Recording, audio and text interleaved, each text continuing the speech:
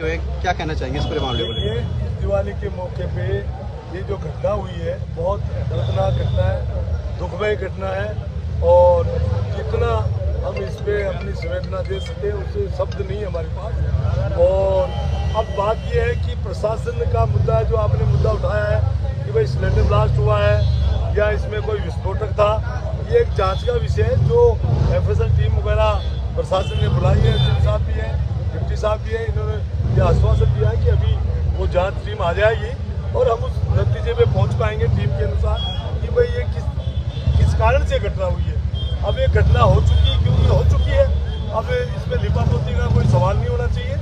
और मैं सरकार से भी मांग करता हूँ और प्रशासन में मांग करता हूँ कलेक्टर साहब से कि जितना जल्दी जो हमारा एक भाई परिवार से बिछुड़ गया है, जिसने अपनी जान खो दी है, उसके लिए जो जितना मुआवजा सरकार अच्छे से अच्छा दे सके और जो घायल है उसके लिए जो अच्छी व्यवस्था कर सके, उसका उपचार और उसको जो भी राशि देना चाहे वो दी जाए। जो उसका एक हक है कि एक आदमी ऐसी त्रासदी में फंस जाता है, एक त्रासदी को ये जो घटना है त्रासदी है।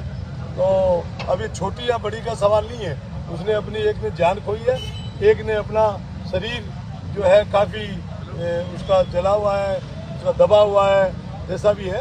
तो मेरी मांग है प्रशासन से और एसडीएम साहब भी यहाँ हैं, आपके डिप्टी साहब भी हैं, इनसे भी है कि सरकार को अपनी तरफ से लिखें और मेरी तरफ से मैं भी चिट्ठी लिख रहा हूँ और आप प्रेस की तरफ से भी इस मांग को उठाना चाहिए कि घायल को और जो मृतक है उसको मुआवजा मिले जल्दी। सर शहर की बड़ी आक्रोश ना बढ़े। सर शहर की बड़ी कंजेस्टेड जगह है, फाटक है, यहाँ पे फाटक बंद होती है तो बड़ी ट्रैफिक का दबाव रहता है।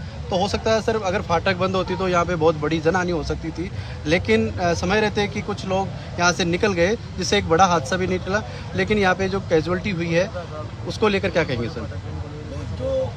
जो निकल गए वो हमें उस बात की खुशी है कि हमारे भाई बच गए, जो भी निकल गए हैं अच्छी खुशी की बात है कि निकल गए। लेकिन जो कैजुअल्टी हो चुकी है या हो गई है उसका तो हम भर्त्सना ही कर सकते हैं कि भाई ये काम नहीं होना चाहिए था। किसी का किस कारण से हुआ है ये जांच का विषय, जांच 2-4 दिन में FSL की रिपोर्ट आती है, जांच आ जाएगी और पता लग जाएगा और जो दोषी होगा कोई तो उसमें कार्रवाई होगी। सर शहर के बीचों बीच विस्फोटक पदार्थ का इस तरीके से आना, क्या सुरक्षा की सेंध नहीं है? सुरक्षा में भी किसी तरीके की सेंध है?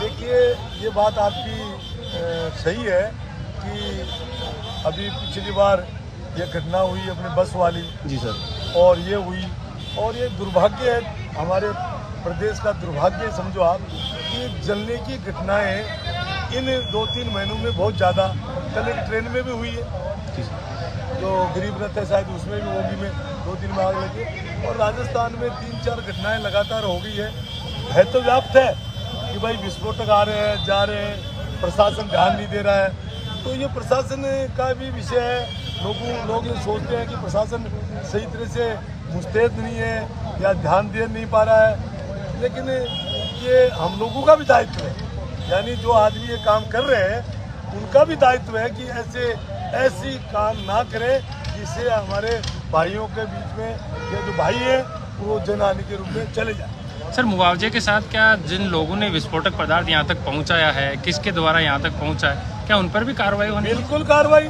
और कार्रवाई नहीं करेंगे तो हम इसके लिए आंदोलन करेंगे। अगर कार्रवाई नहीं करेंगे तो या तो 15 दिन के अंदर अंदर ये फैसला हो जाएगा कि ये कार्रवाई की है और ये मामला था, और नहीं तो जनता है और जनता के साथ मैं हूँ, हम खड़े रहेंगे। ठीक है सर, थैंक यू।